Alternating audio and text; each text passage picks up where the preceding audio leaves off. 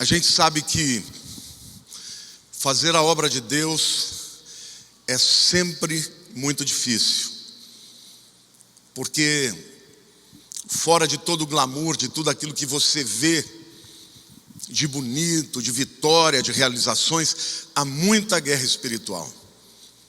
E a gente tem enfrentado uma guerra muito maior agora, em função daquilo que Deus está fazendo com a Yah Church.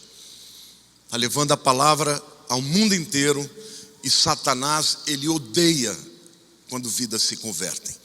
Então quero dizer para você que eu declaro em nome de Jesus que essa palavra será como flecha, e ela vai quebrar todas as cadeias do inimigo, ela vai ultrapassar todas as barreiras físicas, emocionais e espirituais, e vai ser certeira no seu coração. Quantos aqui recebem, diga em nome de Jesus. Aleluia, Senhor, nós consagramos esse tempo, esta palavra ao Senhor, e te pedimos que ela seja salgada, que ela venha, Senhor, abrir as mentes, tocar os corações, e que ela venha, Senhor, ultrapassar as barreiras do inferno, de maneira, Senhor, que ela provoque transformação na vida do seu povo, em nome de Jesus. Amém.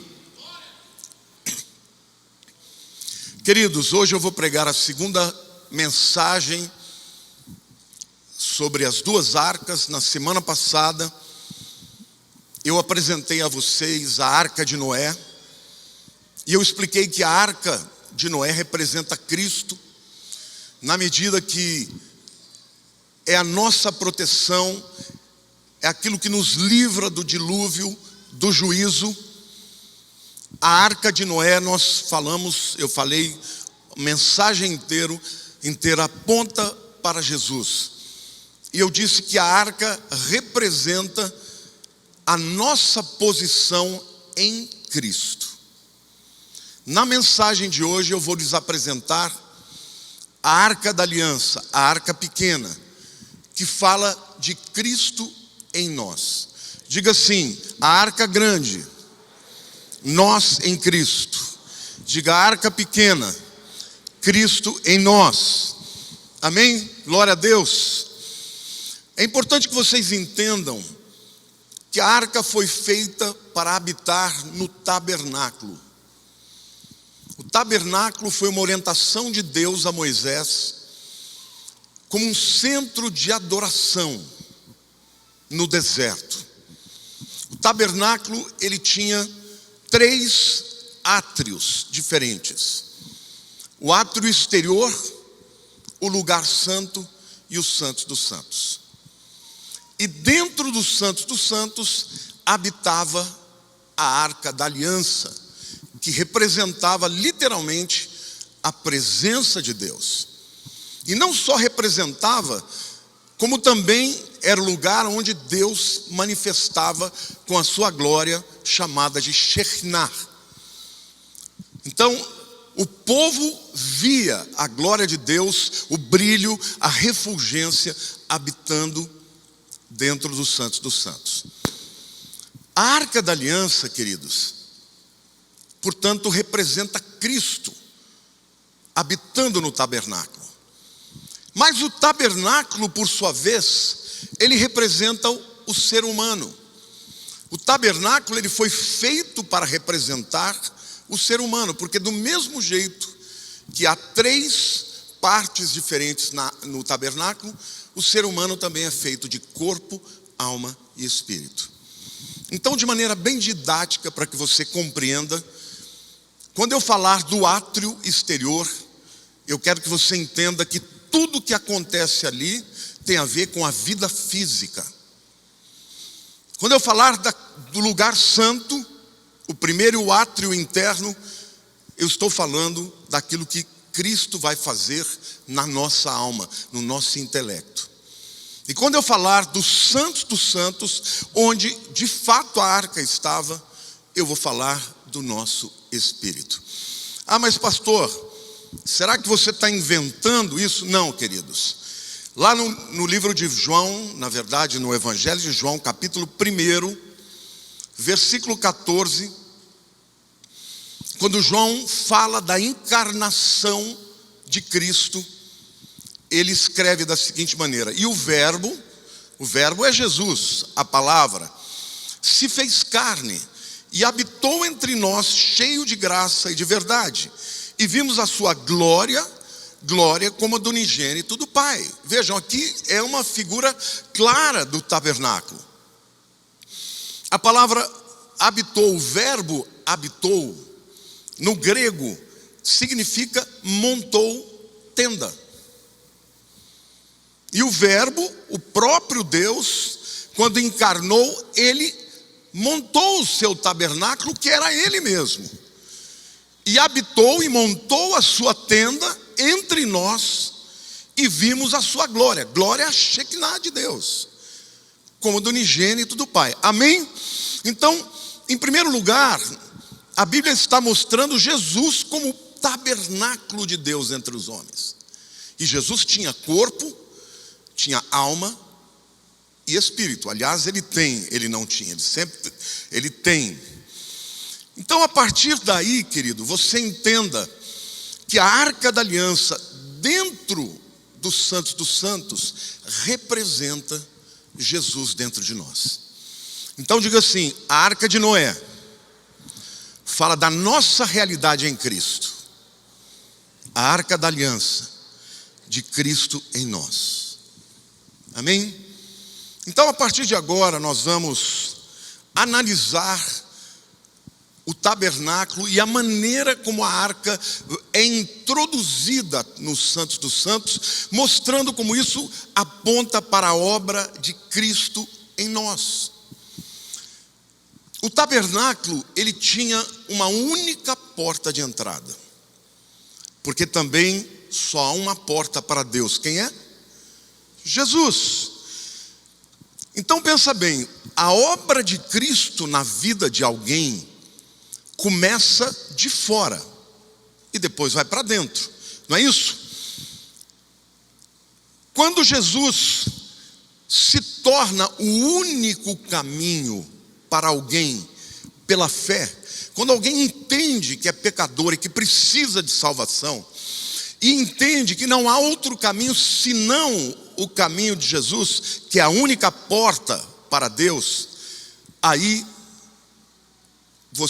Jesus começa a entrar na sua vida. O processo de salvação, ele se dá de fora para dentro. Primeiro você ouve a palavra, ouve com os ouvidos físicos. E aí você crê pela fé que Jesus é a porta. Olha lá, ele começa a fazer um trabalho para entrar na sua vida e habitar permanentemente. João capítulo 10, versículo 9 diz, Jesus falando: eu sou a porta, se alguém entrar por mim será salvo, entrará e sairá e achará pastagem. Então, Jesus é tanto a porta através da qual nós podemos entrar até o lugar mais profundo na presença de Deus, mas isso também vale pelo fato de que quando alguém crê que ele é a porta, ele começa a adentrar o tabernáculo humano que somos eu e você. Amém? Diga assim: não há outro caminho para a salvação, para Deus, para o céu, que não seja Jesus. Logo que o indivíduo entrava pela porta, o primeiro utensílio que ele encontrava, ainda no átrio exterior, era o altar de sacrifício. Este era um altar onde os sacrifícios eram feitos diariamente. Se o camarada tivesse cometido um pecado lá, que estivesse descrito na lei, ele levava lá o seu animal até o sacerdote, e o sacerdote fazia o sacrifício ali na presença dele. Queimava ali o holocausto e o pecado do indivíduo estava perdoado. Por quê? Porque a Bíblia é clara e diz que sem derramamento de sangue não há remissão de pecados. Todos os sacrifícios do Velho Testamento apontam para um sacrifício. O único sacrifício que de fato tira os pecados dos homens: Jesus.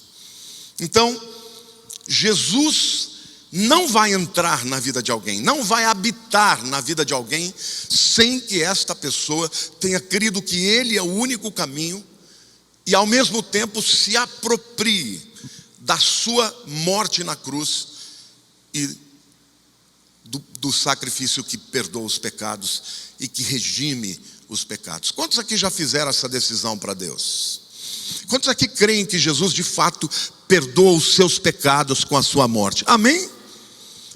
Foi exatamente assim que o trabalho de Deus de te convencer do pecado e te levar a uma vida de comunhão eterna com Ele, foi assim que começou. Primeiro você ouviu que Jesus é o caminho. No momento que você crê, você se apropria do seu sacrifício e o seu sacrifício perdoa os seus pecados. Em seguida, vinha a pia lavatória. Porque o próprio sacerdote que sacrificava o animal ficava ensanguentado. E aí então ele lavava as suas mãos, lavava os pés na pia lavatória, representando a justificação, a purificação dos nossos pecados. E é assim que Jesus faz na nossa vida. Ele nos perdoa, mas Ele também nos limpa. Amém? Glória a Deus. Então a pia lavatória, gente, fala da purificação que Jesus produz na nossa vida agora pela palavra de Deus. Então é tanto o sangue quanto a palavra. Vocês se lembram lá em Apocalipse, quando fala daqueles homens que enfrentaram, homens e mulheres que enfrentaram o anticristo, na verdade enfrentarão, né? A Bíblia diz, eles o venceram pelo sangue do Cordeiro e pela palavra do testemunho.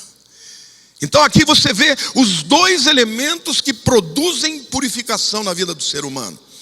O sangue do Cordeiro, que é a morte substitutiva, também chamado de morte vicária. E a palavra que nos limpa, amém ou não? A palavra ela vai limpando a nossa vida das mentiras, dos enganos, da obra de Satanás. Tem um episódio muito interessante. Jesus reúne os discípulos, e naquele tempo era muito comum que o servo da casa, quando chegasse as visitas, ele pegava um balde com um pano e ele ia lavar os pés das pessoas. Isso era comum, toda casa que tinha um servo, o servo fazia esse papel. Se fosse uma casa muito simples, seria o próprio chefe da casa que faria. E naquele dia foi Jesus que pegou o balde, pegou o pano e começou a lavar os pés dos discípulos. E Pedro, sempre Pedro, né, o paroleiro, aquele que fala antes de pensar, fala, não, o senhor não vai me lavar de jeito nenhum. Onde já se viu? Jesus falou, bom, se eu não te lavar, então eu não tenho parte contigo. Aí Jesus falou, não, então lava tudo. Eu amo Pedro, gente, eu me sinto como Pedro às vezes. Eu vou ler para vocês aqui, João 13, 8-10. Disse-lhe Pedro, nunca me lavará os pés. Ele estava sendo sincero, ele estava dizendo, Jesus, o senhor não pode lavar, o senhor não pode ser o servo aqui, o senhor é o Senhor. Se eu não te lavar, não tens parte comigo. Então Pedro lhe pediu, Senhor, não somente os pés, mas também as mãos e a cabeça. Declarou-lhe Jesus, quem já se banhou não necessita de lavar senão os pés. Quanto mais está todo limpo, ora, vós estáis limpos, mas não todos. Aí já estava se referindo a Judas, né? O que Jesus está apresentando como verdade aqui, gente? Quando você é salvo, você já foi lavado pelo sangue de Jesus, amém? Quantos de vocês se lembram daquele cântico? Alvo mais que a neve, vou mais que a neve, sim, neste sangue lavados, mais alvos que a neve serei. Emenda. Seja bendito. Olha os batistões aí.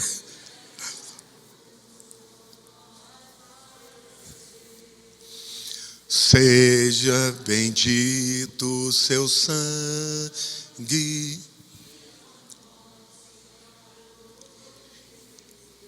Lindo, não é? Aplauda ao Senhor, diga glória a Deus. Eu já fui lavado. Eu já fui lavado. Aleluia, aplauda ao Senhor. Eu já fui lavado pelo sangue de Jesus. Aleluia. Mas Jesus diz: Pedro, apesar do fato de que você já foi lavado, você continua andando na vida. E naquele tempo era tudo terra, gente. Eles andavam e sujavam os pés. Então essa era a razão porque os pés eram lavados. E essa é a verdade de Jesus na nossa vida. Ainda que já tenhamos sido lavados, nós precisamos constantemente ser lavados pela palavra, para que os nossos pés, os nossos caminhos, as nossas atitudes sejam limpas pelo Senhor, amém? Mas Ele é a água da vida. Então veja, Ele é o sacrifício, mas Ele é a pia lavatória também, porque Ele é a palavra de Deus que nos limpa, amém, gente? É maravilhoso isso.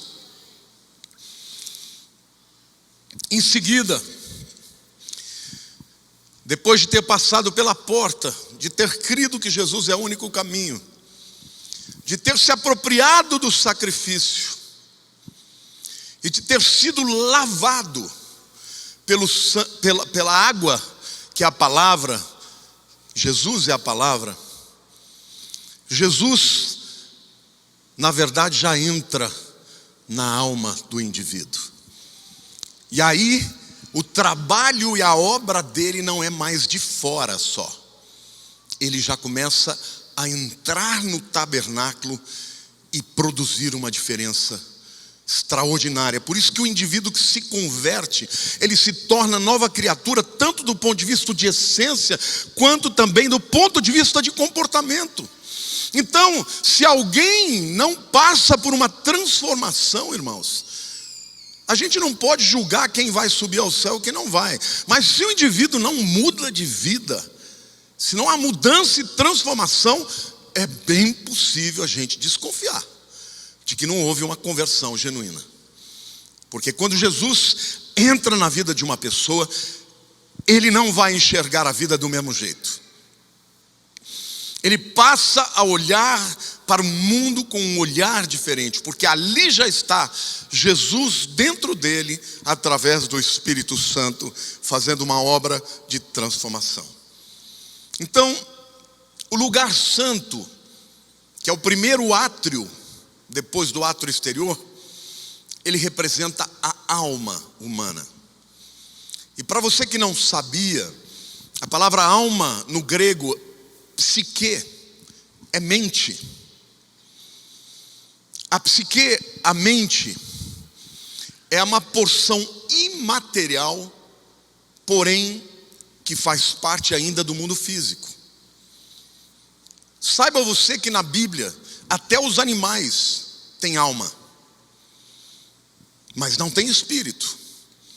O único ser que foi criado à imagem e semelhança de Deus e que é espiritual também é o ser humano. Portanto, quando nós falamos de psique, falamos de mente, até o indivíduo que não é crente, ele tem mente, tem alma, e a sua alma controla a sua vida, amém? Agora, o que é que se encontrava dentro do lugar santo? Logo à direita tinha uma chamada mesa dos pães da proposição. Está lá em Levíticos capítulo 24, versículo 9. Esses pães, eles ficavam numa mesa feita a partir da madeira de acácia, folhada a ouro. E eles eram 12 pães colocados um em cima do outro, tá? Representando obviamente as 12 tribos de Israel. E esses pães, eles eram feitos pelos sacerdotes coatitas, e de semana em semana eles eram trocados. Quando eles eram trocados, os sacerdotes comiam um pão e traziam um pão novo. O que representa, na verdade, esses pães? O que eles representam? A palavra pão, a mesa dos pães da proposição. A palavra proposição no hebraico é panim. Diga panim. Panim é face. Também representa presença. Então, pães da proposição, na verdade, são os pães da presença, que representa o quê? Que o pão da vida, Jesus, está dentro de você. Glória a Deus. Por isso que a Bíblia diz que maior é aquele que está em nós do que aquele que está no mundo. Dê um salva de palmas para o Senhor. Dê um grito de júbilo. Diga glória a Deus. Glória a Deus. Maior é o que está em nós do que aquele que está no mundo. Aleluia. Os pães na palavra sempre representam Jesus. Porque ele é alimento para o nosso corpo, mas é alimento para a nossa alma. É interessante, lá no deserto, quando os judeus estavam caminhando em direção a Canaã, não havia comida. E aí então Deus mandou o maná que desceu dos céus. E aí, gente, a partir desse momento, o maná se tornou conhecido entre os judeus como o pão que desceu dos céus. Lá em João 6,35, Jesus diz assim: declarou-lhes, pois, Jesus: eu sou o pão da vida. O que vem a mim jamais terá fome, e o que crê em mim jamais terá sede. E no versículo 38 de João 6, ele diz: porque eu desci do céu, não para fazer a minha própria vontade, sim a vontade daquele que me enviou. Então, quando Jesus diz, eu desci do céu, eu sou o pão que desceu do céu, ele está dizendo que o maná do deserto já apontava para ele. Amém, irmãos? E por que dentro do lugar santo havia à direita a mesa dos pães da proposição, à esquerda a menorá, e à frente o altar de incenso? Porque na nossa alma, irmãos, existem algumas valências, existem algumas características muito interessantes. Por exemplo, quantos aqui já sentiram um vazio na alma? Vazio, aquele sentimento de vazio, uma lacuna, não sabe o que é, não explica a razão. Aí os psicólogos vão dizer, não, isso é desamor, isso é rejeição, isso é uma imagem negativa. A verdade, meus queridos, tudo isso é verdade, mas existe um vazio maior do que todos esses, que é a ausência de Deus. O ser humano não foi criado para ficar sem Deus. O homem sem Deus tem uma lacuna gigantesca, que só o pão da vida pode preencher. Mas também, do lado esquerdo tinha a menorá. A menorá com 7 braços, que era alimentada pelo azeite de oliva produzido no Monte das Oliveiras. Vocês sabiam que no Monte das Oliveiras havia um olival assim muito grande, e ali havia também as chamadas prensa de azeite. No hebraico, gat shemanim, gat prensa, shemen é azeite, shemanim é azeites, plural. Gat shemanim, Getsemane era o lugar onde se fazia a prensa de azeite para o óleo que ia para o templo. O azeite lá tinha diversas aplicações, mas a primeira prensa, botava as azeitonas lá na prensa e um burro puxava, um animal puxava aquela prensa, ia rodando, ia amacetando as azeitonas. O primeiro óleo, o primeiro azeite de lá ia para menorá. Depois tinha para alimento, para cura, para iluminação das outras coisas. Cada prensa, cada vez que passava, saía um óleo. O primeiro deles, o mais puro, era para iluminar no templo. Por quê, queridos? Porque uma segunda característica da alma é que a alma também tem confusão. A alma tem perguntas que não são respondidas. A alma não entende todas as coisas. A alma humana, depois que foi separada de Deus na queda, ela ficou em trevas. E é interessante porque no lugar santo, a única luz que entrava ali era a luz da menorá. Sem a menorá, estaria em breu completo, porque aquelas cortinas eram como é que chama? Essas blackout. Então não tinha luz nenhuma, mas a luz da menorá ficava 24 horas por dia, 7 dias da semana, iluminando. E eu quero dizer que é exatamente isso que Jesus faz na nossa vida. Quando Ele entra na nossa vida, Ele começa a iluminar, Ele começa a revelar de onde vieram as dores, onde Satanás foi e fez feridas na sua alma. E aí, aquele que vivia sem entender todas as coisas, começa a entender verdadeiramente de onde vieram as trevas e como a luz pode tomar conta, amém? E quanto mais a luz de Jesus brilha na alma de alguém, mais essa alma vai sendo liberta. Então eu quero dizer para você, meu querido, se Jesus está em você, não aceite viver debaixo de depressão, de tristeza, de traumas, de cadeias do passado, porque Jesus é a luz do mundo, amém? Aplauda ao Senhor, aleluia. João capítulo 8, versículo 12, Jesus disse, de novo lhes falava dizendo, eu sou a luz do mundo. Quem me segue não andará nas trevas, pelo contrário, terá a luz da vida. A alma de uma pessoa sem Deus é dominada por trevas. Trevas representam o mal. Trevas representam a falta de entendimento. Até que o movimento filosófico na história, chamado de iluminismo, fala do quê? De um entendimento que o homem teve a respeito de si mesmo, a respeito do mundo e sociedade. Porque sempre a ausência de luz representa a ausência de conhecimento, de entendimento. Uma pessoa iluminada é uma pessoa que entende, que conhece. Mas trevas também e a ausência de luz representa a falta de vida. Porque onde não tem luz, não tem vida. Mas quando Jesus Cristo acende a sua luz dentro da nossa alma, a morte dá lugar à vida. As trevas dão lugar à luz, a tristeza dá lugar à alegria, o desespero à esperança, amém?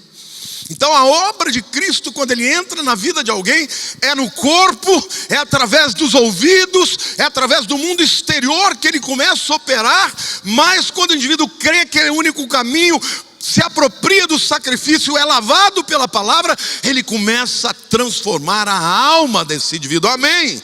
Diga assim, eu tenho Jesus na minha alma, então eu sou mais do que vencedor, amém? É isso que Davi dizia, ó minha alma, porque estás abatida, espera em Deus. Então eu quero profetizar, querido, não existe nada na sua alma que Jesus não vá brilhar mais, porque treva alguma prevalecerá. Ele é a luz do mundo, aleluia, aplauda ao Senhor, glorifique a Deus. E Deus, eu profetizo libertação na vida destes que estão vivendo também. Filipenses 4, 12 e 13. O apóstolo Paulo faz uma declaração linda aqui. Ele diz assim, tanto sei estar humilhado como também ser honrado. De tudo e em todas as circunstâncias já tenho experiência, tanto de fartura como de fome, assim de abundância como de escassez. Tudo posso naquele que me fortalece. Essa é a declaração de um homem que sabe o que Jesus é na sua vida. Porque, irmãos, no mundo nós passamos por isso tudo. Quem nunca passou por escassez? Quem nunca passou por injustiças? Isso faz parte da vida, a vida é assim. E às vezes você passar por isso não significa que você está em pecado. Não, a vida é assim, a vida é dura, irmãos. Então às vezes você é injustiçado, às vezes você tem necessidades, mas o apóstolo Paulo, ele disse assim: gente, tudo eu posso naquele que me fortalece. Eu sei ter dinheiro, eu sei não ter, eu sei ter abundância, eu sei não ter. Por quê? Porque não importa a minha circunstância, tudo posso naquele que me fortalece. Esta é uma alma iluminada, esta é uma alma esclarecida, essa é uma alma transformada.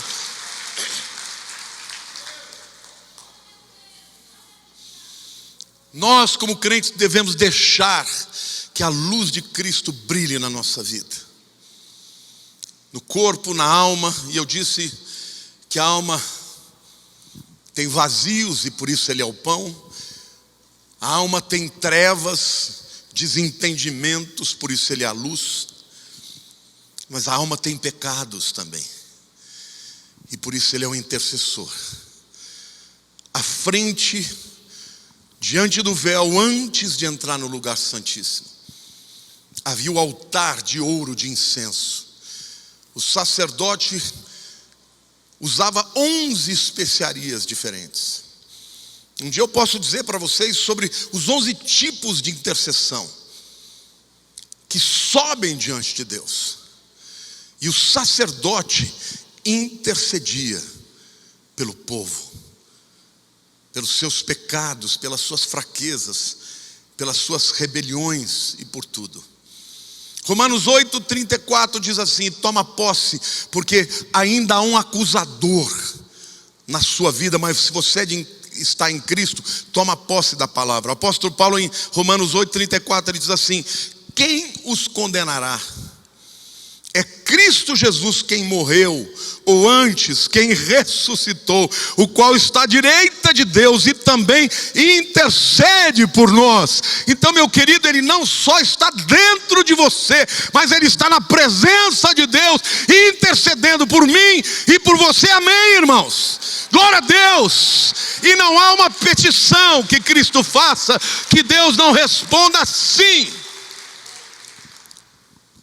Então vejam que coisa tremenda a atuação do Senhor Jesus na nossa alma, na nossa mente, na nossa psique. A sua mente é o campo de batalha, porque Satanás sabe que se ele vencer a mente, se ele tomar conta da mente, ele vai matar o seu corpo, e se puder ele vai até o seu espírito para te afastar definitivamente de Deus, através da apostasia. Então a mente é muito importante que a mente seja renovada pela palavra de Deus. É muito importante que a mente seja alimentada pelo pão da vida. Amém, igreja? Quando você está aqui recebendo uma palavra, você está recebendo luz, você está recebendo o pão da vida.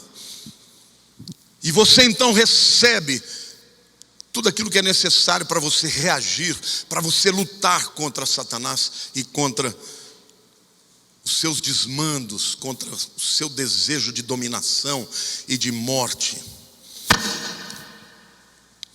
Mas logo depois do altar de incenso havia um véu, e a Bíblia diz que este véu é o próprio corpo de Cristo, que foi rasgado quando Jesus morreu, de cima a baixo, porque o corpo de Cristo foi traspassado e rasgado. E aí então vinha o lugar mais santo, o lugar santíssimo. Somente ali que Deus se manifestava com a sua Shekinah. Era ali que estava a Arca da Aliança. E a Arca da Aliança, a habitação de Deus, ela era toda de madeira de acácia. E é importante dizer que Deus mandou que fosse feita de madeira de acácia, porque a madeira de acácia era uma madeira muito comum no deserto. Ainda quando você viaja hoje, você vê muito. É uma madeira retorcida, mas é uma madeira super resistente ao fogo, inclusive.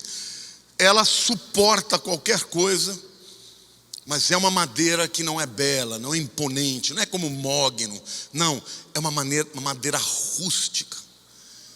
Porque Cristo veio assim. A Bíblia diz que não havia nele nenhuma formosura. Alguns dizem, não, isso aí se refere ao fato de que quando ele estava na cruz, aí não havia formosura nele, mas Cristo era lindo. Não, queridos, a beleza de Cristo era a beleza interior, porque por fora ele era um homem comum.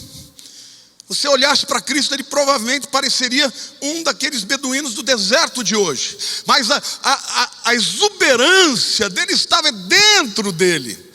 E por isso a madeira de acácia, coberta de ouro, folhada totalmente de ouro. Por quê? Porque o ouro fala da divindade. Então, a Arca da Aliança fala tanto da humanidade de Cristo quanto da sua divindade. Porque nas Escrituras, tudo que tem a ver com ouro tem a ver com Deus. A Arca da Aliança tinha também uma tampa chamada de propiciatório. Por isso que Romanos diz que Jesus é a propiciação pelos nossos pecados, porque era no propiciatório que o sangue era aspergido no dia do perdão, no Yom Kippur, no dia da expiação. Mas por que isso era feito exatamente ali? Porque, queridos, todo pecado, diga assim, todo pecado é rebelião contra Deus. E a rebelião, ela começa no espírito. O pecado, ele é uma atividade espiritual. E todo pecado provém da rebelião. A rebelião de Satanás, que passou para os homens quando estes optaram por seguir o seu conselho.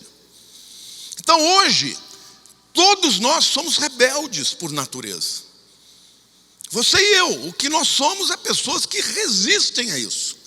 Mas dentro de você não está o bem, dentro de você o natural. Pegue uma criança que está pequenininha. Eu pergunto para você, ela fala mais sim ou não? Como? Não.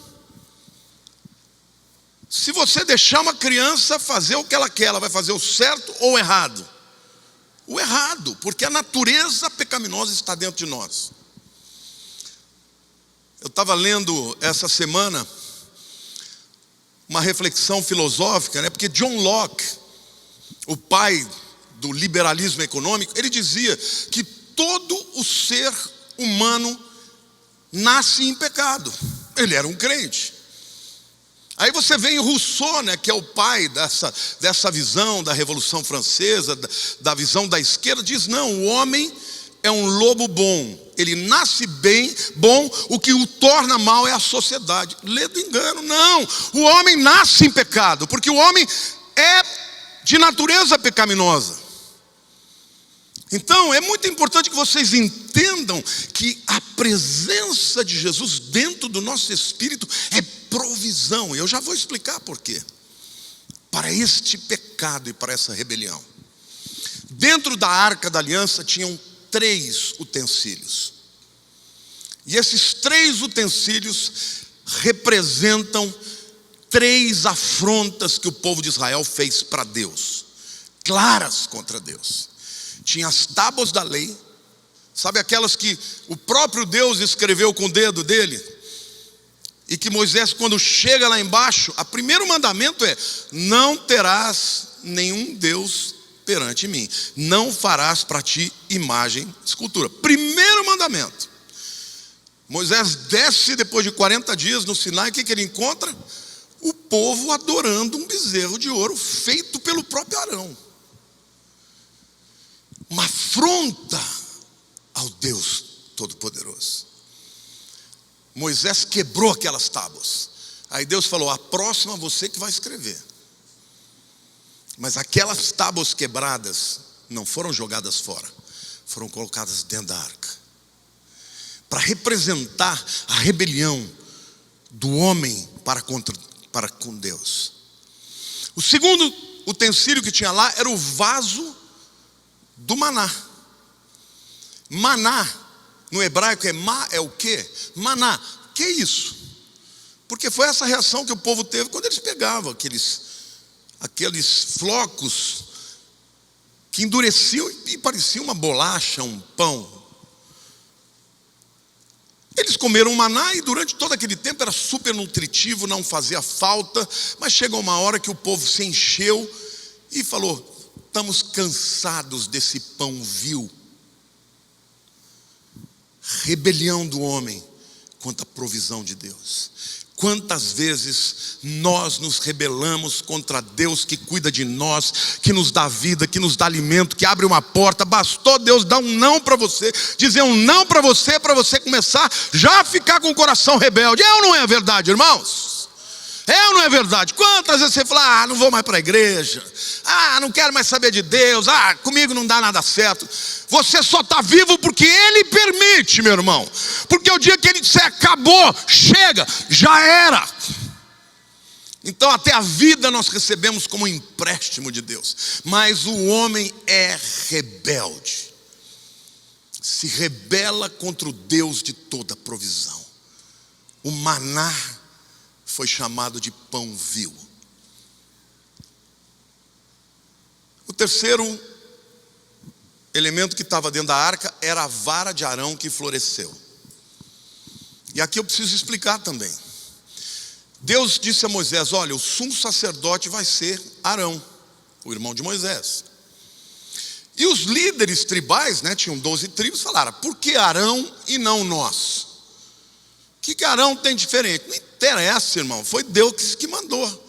Mas eles falaram, não, quem te garante que você não está errado? Então Deus falou o seguinte, olha, manda cada um pegar o seu cajado e deixar dentro do tabernáculo e passar a noite. Então foi assim, foram 12 cajados dentro do tabernáculo por uma noite. Cada líder tribal colocou o seu. No dia seguinte eles foram ver, todos os cajados permaneceram como estavam. O de Arão tinha florescido flores de amendoeira. E aí todo mundo falou, uau, então é ele mesmo. Mas primeiro se rebelaram. Precisou haver uma prova para que eles crescem. Rebelião. Em outras palavras, irmãos, dentro da arca da aliança, que representa Cristo, estava a prova da rebelião do homem. Então, em 364 dias do ano, quando Deus olhava aquele lugar, Ele via o pecado da rebelião do homem. Olhe para a pessoa do teu lado, você que está em casa, repita comigo, Deus vê todos os nossos pecados.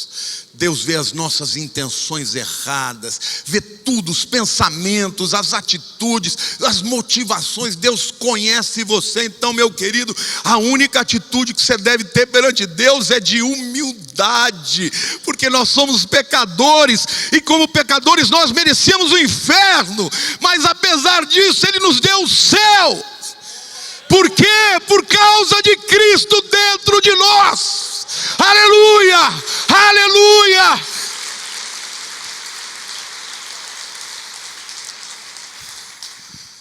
Mas não bastava o Cristo vivo, porque na tampa chamada propiciatório, também chamado de assento de misericórdia, no dia da expiação, o sangue era aspergido em cima daquela tampa e em todo o chão, 7 vezes dos santos dos santos. E aí quando Deus olhava, Ele não via mais nem um vaso do maná, nem as tábuas da lei e nem a vara de Arão. Ele via o sangue do Cordeiro. Hoje, quando Deus olha para nós, para o nosso espírito, o que Ele vê o sangue de Jesus. É por isso que Ele vem habitar em nós. É por isso que Ele entra na nossa vida e habita em nós, não porque nós merecemos, mas porque Ele, Jesus, é Ele quem merece.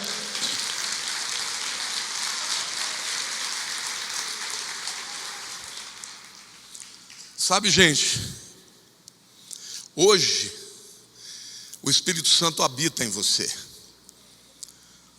Hebreus capítulo 9, 28 diz assim: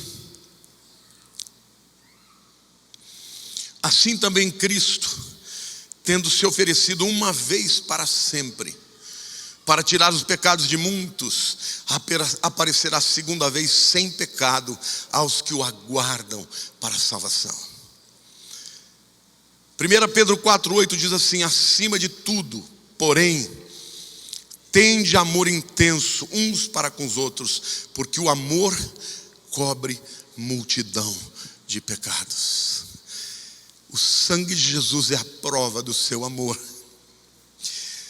Por isso, Satanás foi completamente enganado. Ele achou que lá na cruz Jesus iria ser derrotado. O que ele não sabia é que lá que estava a sua derrota. Ele pensou que ele derrotaria Jesus, mas ele não sabia que lá seria a sua derrota final. Amém? Porque a Bíblia diz que ele foi exposto, que ele foi morto, e lá na cruz ele envergonhou os principados e potestades, os expôs ao vitupério, triunfando sobre eles na cruz. Porque na cruz Jesus resgatou a propriedade das mãos de Satanás, que era a humanidade. Então, queridos, diga assim: eu ouvi com os meus ouvidos físicos, e eu criei que Jesus é o único caminho. Eu aceitei o seu sacrifício, eu fui lavado pela sua palavra. Ele entrou na minha alma, alimenta a minha alma, ilumina os meus olhos, intercede por mim, e no Santo dos Santos Ele habita em mim para todo sempre. Amém, aleluia. Você pode aplaudir o Senhor? Nós temos a habitação de Cristo em nós. Mas eu quero dizer uma coisa para vocês. No dia que Jesus morreu, o véu do templo foi rasgado. Por quê? Porque a partir daquele dia, o Espírito Santo que habitava dentro do Santo dos Santos no templo, saiu do templo e foi habitar no templo do Espírito, que são os homens. Olhe para a pessoa do teu lado e diga assim: Deus não habita em templos feitos por mãos humanas. Ele habita no meu espírito. Queridos, esse lugar aqui lindo que nós temos, no dia do arrebatamento vai ficar para o anticristo. Não existe nenhuma santidade nesse lugar. A santidade está dentro de você. Esse lugar aqui é um prédio. O templo do Espírito somos nós e vocês. Amém? Você é a habitação do Espírito Santo. Amém? Você é o lugar onde Ele mora, onde Ele habita, onde Ele está presente. É por isso que o diabo te odeia tanto, porque ele olha para você e fala: eu não posso tocar nele. Por quê? Porque dentro de você está o poder do Deus Todo-Poderoso. Aleluia! Glorifique ao Senhor. Nós somos mais do que vencedores.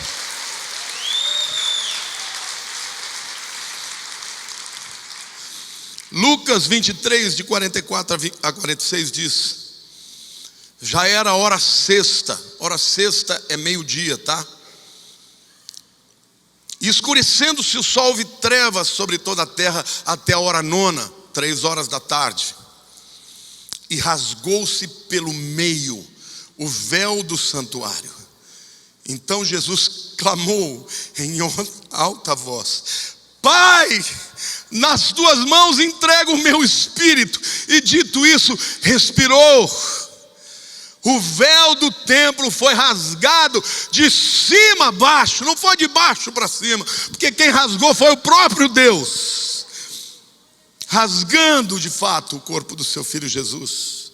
E a glória de Deus, a Shekinah, saiu do templo para entrar no coração, no espírito das pessoas.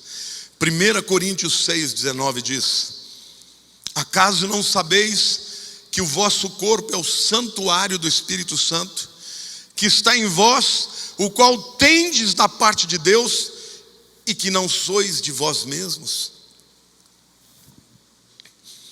O teu corpo e o meu corpo não são nossos, são do Senhor. É o templo do Senhor. Eu quero terminar essa palavra lendo Romanos 6,4, dizendo: fomos sepultados com Ele na morte pelo batismo, para que, como Cristo foi ressuscitado dentre os mortos pela glória do Pai, assim também andemos nós em novidade de vida. Domingo que vem nós teremos um batismo. Quase 150 pessoas serão batizadas presencialmente, fora as que serão batizadas online. Elas representam a nossa morte para o mundo antigo, para o velho homem, e uma nova vida em Cristo. Uma vida em que o Espírito Santo habita em nós. Que coisa linda, irmãos. A arca grande fala da nossa realidade em Cristo. Nós em Cristo. A arca pequena da aliança fala de Cristo em nós. Eu queria que você fechasse os seus olhos.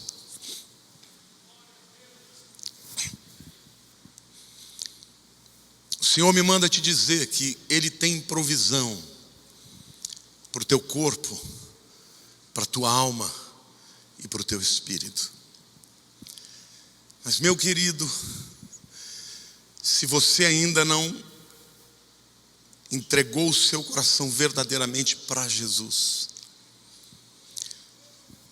talvez o inimigo esteja dizendo para você: mas você não merece, você é pecador. Talvez ele esteja dizendo: você não está preparado. Não, querido, você está preparado. Porque quem vai te limpar é Ele. Você nunca vai poder se limpar suficientemente para que Ele venha habitar em você. Porque se você crer que Ele é o único caminho, se você tomar posse do seu sacrifício, se deixar ser lavado pela palavra, Ele vai entrar na tua vida, na tua alma, vai alimentar os vazios da tua alma, vai iluminar os teus olhos para que você compreenda as realidades físicas, humanas, espirituais e eternas. Vai ter um intercessor perante o Pai, orando diariamente pelos nossos pecados, e vai ter a habitação dele na sua vida. Não existe um lugar mais protegido no universo do que o espírito de um homem no qual Deus habita. Senhor, eu oro, Pai, para que as pessoas entendam isso, para que as pessoas sejam libertas do pecado, para que as pessoas sejam libertas da mentira, do engano de Satanás. Senhor, tantas vozes, tanto engano, mas nós estamos aqui para proclamar, Senhor, para profetizar que o Senhor Deus é aquele que nos salva e que Jesus é o único caminho. Este nome é o nome sobre todo nome, não há outro nome, nem no céu, nem na terra, nem debaixo da terra, que importe, meu Deus, que sejamos salvos. Por isso, Senhor, eu te peço agora, liberta o oprimido, quebra as cadeias, Senhor, daquele que está no engano, daquele cujo coração é empedernido. Liberta, Senhor, ó Pai, tantas mentiras, tantas filosofias, Senhor, mas a tua luz brilha mais forte. Então você que está aqui hoje, querido, hoje é o teu dia. Se você quiser entregar a tua vida para Jesus de verdade, para que Ele entre na sua vida, eu quero orar por você. Levante a sua mão onde você estiver, se você quiser fazer essa entrega hoje, e eu vou orar por você. E hoje Deus vai fazer algo novo na tua história, em nome de Jesus. Levante a sua mão. Eu não estou vendo, por favor, os diáconos, acenda, deixa a luz mais clara para eu poder ver. Há alguém aqui? Estou vendo lá atrás. Há alguém aqui desse lado? Em nome de Jesus, se você quer fazer essa entrega hoje, estou vendo lá atrás também. Há alguém aqui? Alguém aqui, levante a sua mão. Igreja de olhos fechados, porque isso é uma grande batalha espiritual. Talvez todos os demais já sejam crentes, mas eu quero orar por você também. Você que está me vendo, que nunca fez essa oração de verdade. Tem um QR Code ali, coloque o seu celular lá e deixe-nos saber que você está entregando a vida para Jesus. Levante a mão para o céu, você que levantou e quer entregar a vida para Jesus. Diga: Senhor Jesus, hoje eu te confesso como Senhor da minha vida. Entra no meu coração, porque eu quero que tu sejas o meu Senhor e o meu Salvador. Eu creio que o Senhor é o único caminho. Eu creio que o teu sacrifício perdoa os meus pecados. Eu creio que o Senhor me lava de toda sujeira e de toda impureza, e vem habitar na minha vida, no meu espírito, em nome de Jesus. Aplauda ao Senhor, meu irmão. Hoje é dia de salvação. Mas eu quero orar por você também, que já é do Senhor. Para você que está sentindo vazio na alma, queridos, estes apelos, talvez você fale, pastor, mas eu já atendi a tantos apelos. Mas eu quero te dizer que a palavra de Deus, toda vez que é lançada, ela vem para produzir libertação. Então, se hoje você tiver com a alma batida, oprimida, se tiver alguma coisa impedindo que você viva com a plenitude de Deus, eu quero que você fique de pé no seu lugar e eu vou orar por você em nome de Jesus. Fica de pé, hoje é dia de libertação. Hoje é dia do Senhor curar as enfermidades do teu corpo e da tua alma. Hoje é dia do Senhor renovar a sua alma, porque Ele é Deus. Ele é o Deus que habita em você. Levante a mão para o céu e diga: Senhor Jesus, obrigado. Fale com a voz alta, meu, que diga: obrigado, porque o Senhor fez uma obra na minha vida e eu recebo todos os teus benefícios. Em nome de Jesus, eu agradeço pelo alimento para a alma, pela luz do entendimento, pela intercessão pelos meus pecados. Obrigado, Jesus. Obrigado, Jesus. Eu vou viver plenamente para a honra e glória do teu nome, em nome de Jesus. Aleluia. Aplauda o Senhor. Que a graça maravilhosa do nosso Senhor, do nosso Salvador Jesus, que o amor do nosso Pai, do nosso Abba, do nosso Papai, e que a consolação do Espírito Santo, o Espírito de Cristo que habita em nós, seja com todo o teu povo, Senhor, em todo lugar onde houver alguém invocando o teu nome, todos os dias, até a consumação dos séculos. Amém. Que o Senhor te abençoe e te guarde, te leve em segurança. Uma semana abençoada para todos.